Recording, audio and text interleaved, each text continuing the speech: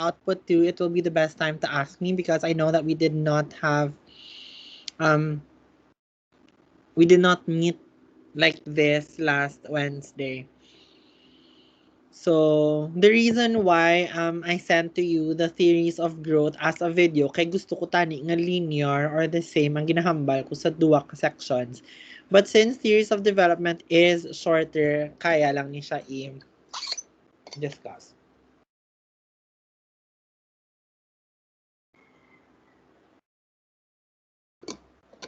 Alright.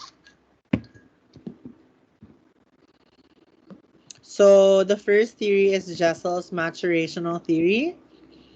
And it states that the growth and development of a child is both from the environment and genes. So please take note. Diba ang sa growth to we discussed Freud, Erikson, Kohlberg, and Piaget. Kag it was like cognitive, psychosexual, psychobehavioral, and so on and so forth. According naman niya kay Jessel, your genes and your environment plays a role in a child's growth and development. So he called this process maturation, by which development is governed by intrinsic factors, principally your genes or your genetics. Clear? So, may ara siya principles. And the first one is the concept of maturation. And he believes that development unfolds in fixed sequences. Kung baga, the way a child develops inside the womb of the mom is a fixed sequence. Only according to Jessel. Ha? So, that does not mean nga sakto si Jessel. But it is, again, a theory. So as you can see, Hambalya heart una, and then the CNS, and then the peripheral organs, and so on and so forth. So nakita niya nga there is a trend that the genetic cephalocaudal trend in both prenatal and postnatal development. So meaning, according to him, may trend siya nga nakitaan nga head to foot ang development ng child. Alright? So, his theory also states na the child's social and cultural environment plays a role in the development. Alright? So, Jessel opposed efforts to teach children things ahead of their developmental schedule. Meaning, if ahead gani isang developmental milestone, hindi kuno anay i-teach, according to Jessel. Kay the child would begin mastering it using their own inner urges. Alright?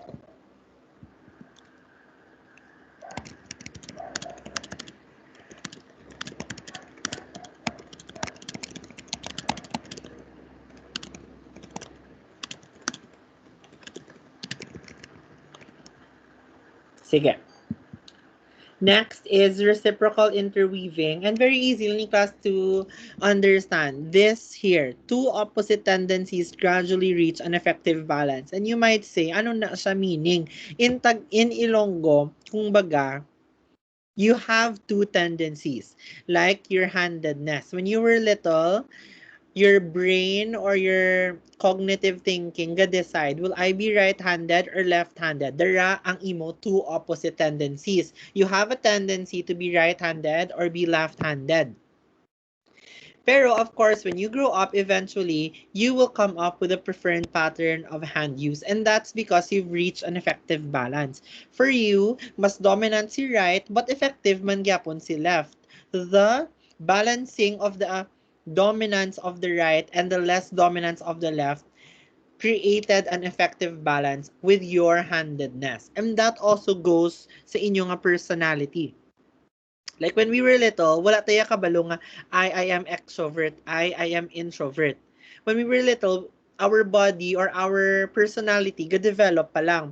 But towards growing older, like for example, beginning at age 3, gaka-integrate na kung sino ang mas stronger or mas dominant ng personality, kag sinong mas less dominant ng personality, and then they reach an effective balance according to Jessel's maturational theory, ha. So understand? So sang younger pa ta may duha, may ara ta opposite tendencies, and then we reach an effective balance. Next is functional asymmetry, and it's for him, for Dr. Jessel, asymmetric development is common in children. Like for example, sa tonic neck reflex, when you turn the head to the right arm will extend and then the left arm will flex. And vice versa. So, makitaan mo nga, development is sort of asymmetric. Alright? But of course, these reflexes, they disappear at certain ages man. Class, don't be too serious when it comes to this sa lab ha, kay the bulk of your lecture will still come from lectures. Sa lab, we're just really reinforcing. So, wala man kami give quizzes, but it's just nice na you're already prepared for your lecture come the time nga pamangkuton kamo about this. Alright? Next is self-regulation, and Jessel believes nga newborns or children, they're able to regulate their own development. Like for example, determining when sila ma-eat and when sila ma-sleep. So as you can see, parents can pick up on certain schedules. Mamba sila, hala ano na nga time, amo na ni nga time si baby kakagutom. Or amo na ni nga time si baby gusto mag-sleep.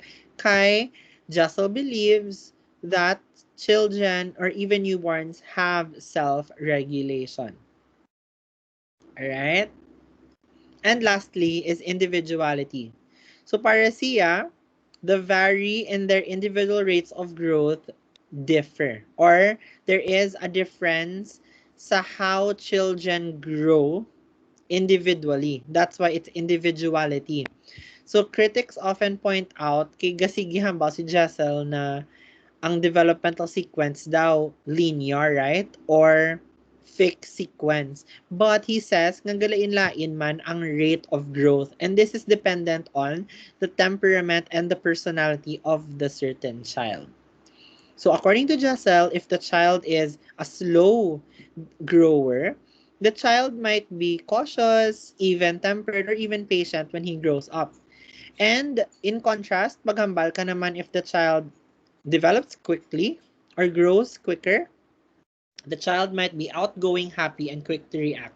But that's only according to Jessel. It does not mean nga it applies to all children. Okay, of course, different man ang development. I believe na the development of each child is different, and it is really dependent on, of course, a lot of things. Not only the genes, but also the environment, how they were taken care of, nourishment, even prenatal, postnatal, and perinatal care, and so on and so forth. But here naman niya kay Jessel, he was really focusing on maturation gid. Clear? So now let's go to the second one. Let's go to behavior theory, and it's very easy. Let's watch a video for it.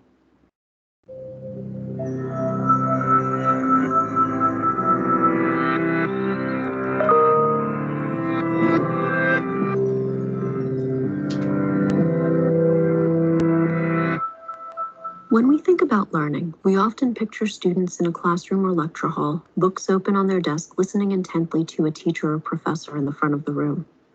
But in psychology, learning means something else. To psychologists, learning is a long-term change in behavior that's based on experience. Two of the main types of learning are called classical conditioning and operant or instrumental conditioning.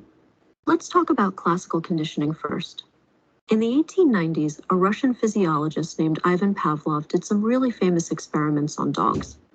He showed dogs some food and rang a bell at the same time. After a while, the dogs would associate the bell with the food. They would learn that when they heard the bell, they would get fed. Eventually, just ringing the bell made the dog salivate. They learned to expect food at the sound of a bell. You see, under normal conditions, the sight and smell of food causes a dog to salivate. We call the food an unconditioned stimulus, and we call salivation an unconditioned response. Nobody trains a dog to salivate over some steak. However, when we pair an unconditioned stimulus like food with something that was previously neutral, like the sound of a bell, that neutral stimulus becomes a conditioned stimulus. And so classical conditioning was discovered. We see how this works with animals, but how does it work with humans? In exactly the same way. Let's say that one day you go to the doctor to get a shot. She says, "Don't worry, this won't hurt a bit," and then gives you the most painful shot you've ever had.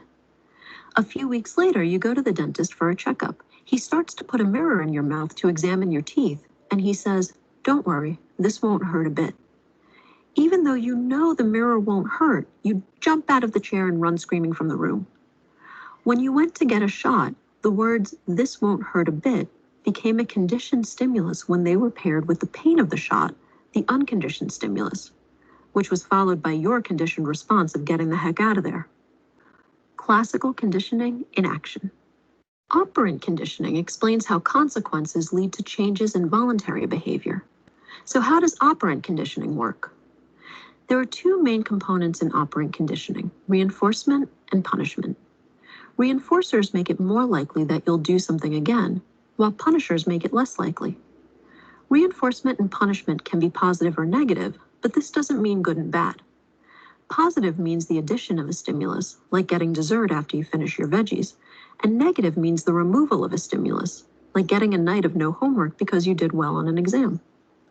Let's look at an example of operant conditioning. After eating dinner with your family, you clear the table and wash the dishes. When you're done, your mom gives you a big hug and says, "Thank you for helping me." In this situation, your mom's response is positive reinforcement if it makes you more likely to repeat the operant response, which is to clear the table and wash the dishes. Operant conditioning is everywhere in our daily lives. There aren't many things we do that haven't been influenced at some point by operant conditioning. We even see operant conditioning in some extraordinary situations. One group of scientists showed the power of operant conditioning by teaching pigeons to be art connoisseurs. Using food as a positive reinforcer, scientists have taught pigeons to select paintings by Monet over those by Picasso. When showed works of other artists, scientists observed stimulus generalization as the pigeons chose the Impressionists over the Cubists. Maybe next they'll condition the pigeons to paint their own masterpieces.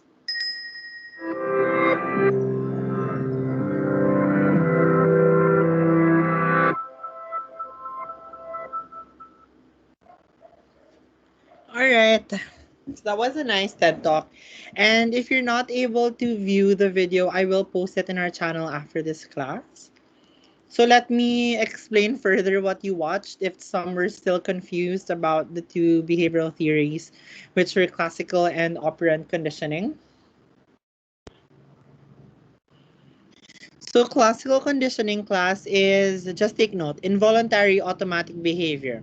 So here, let me ask you, if you hear a bell, what do you think of? What do you associate the bell with? Please chat it in the chat box.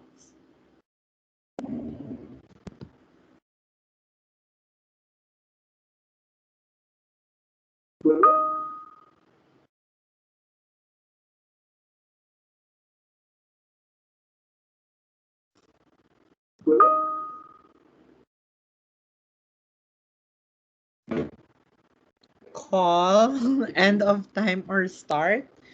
Sige, when you think of a bell, kag-ara ka sa 6th floor, what do you think about? Ice cream, yes. Miss Wang, yon. Amo na siya. Miss Wang, moving pracs. Very good. So, di ba class, involuntarily, when you hear a bell, it doesn't necessarily mean that it's ice cream or it's Miss Wang or it's to keep quiet or if it's moving pracs. But since you hear it a lot or often, and then you associate it with, oh my goodness, if there's a bell, Miss Wang is there. You were classically conditioned that a bell means to keep quiet as a PT student. So that's very clear na nga example for classical conditioning. The other one is in Oslo, when whale sharks, di ba sa Oslo, may whale shark viewing, which I really do not support.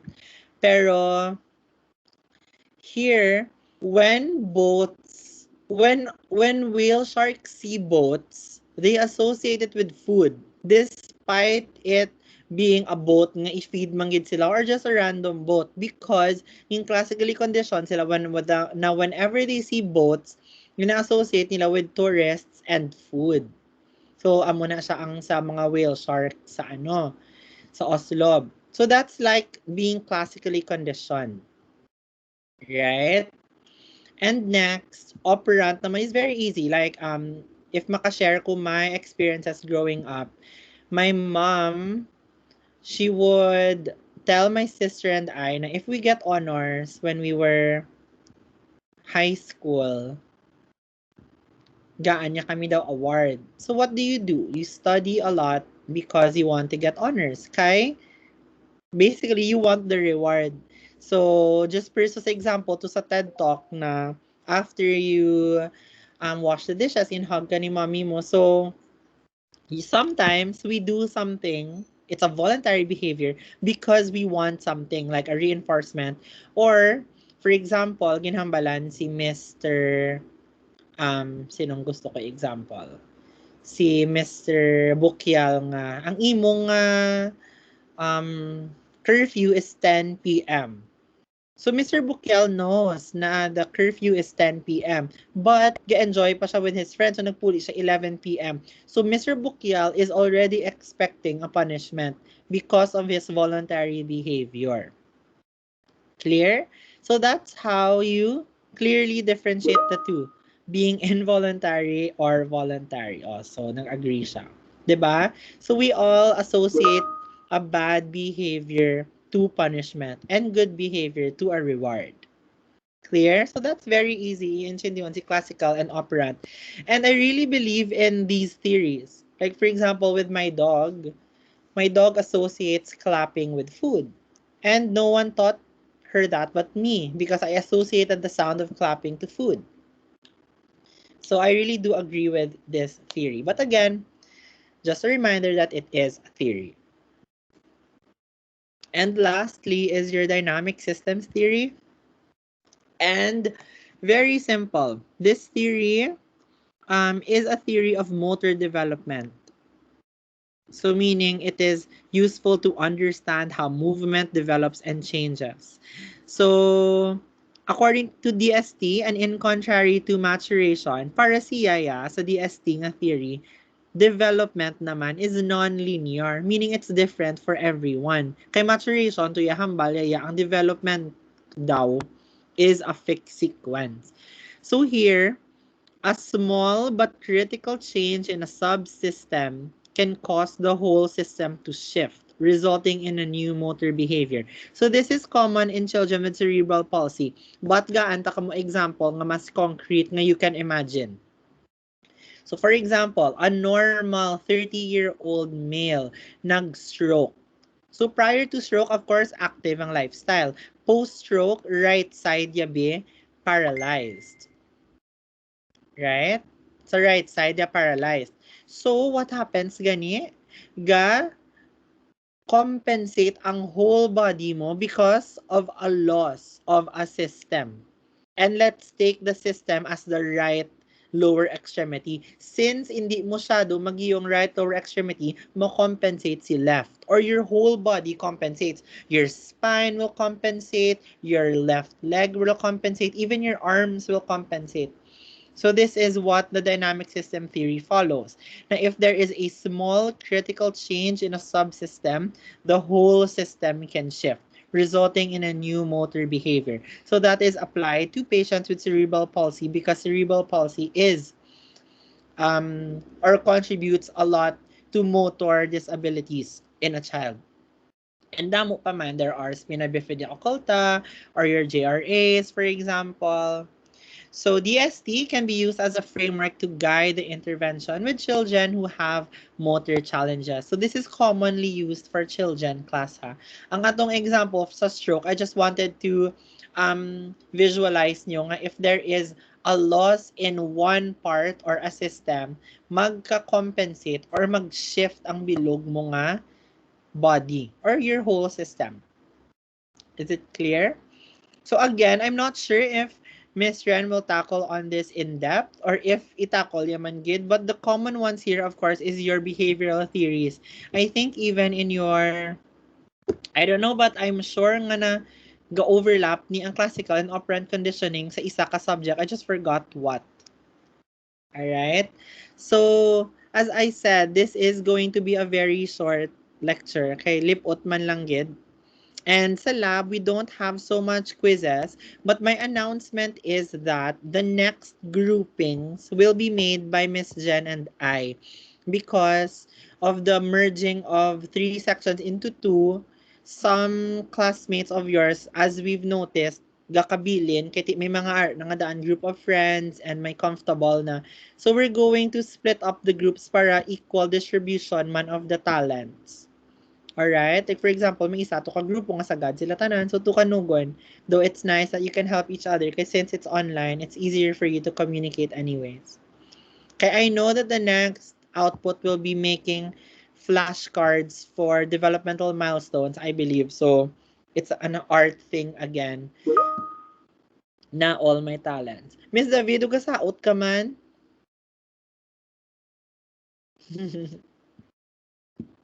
Alright. Yes, dancerism, nationism. Alright. So, again, as I said, very, very quick lesson lang gid. Kay dapat ginupod ni siya sa theories of growth, pero gin-separate ko na lang